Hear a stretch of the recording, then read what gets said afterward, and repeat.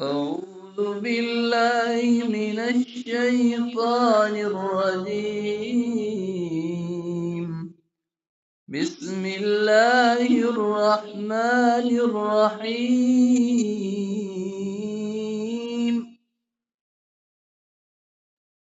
والتين والزيتون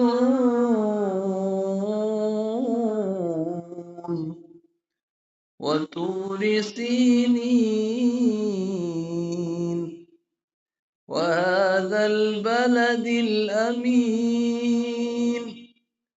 لقد خلقنا الإنسان في أحسن تقويم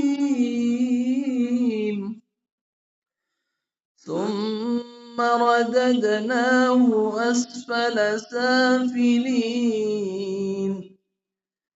إلا الذين آمنوا وعملوا الصالحات فلهم أجر غير ممنون.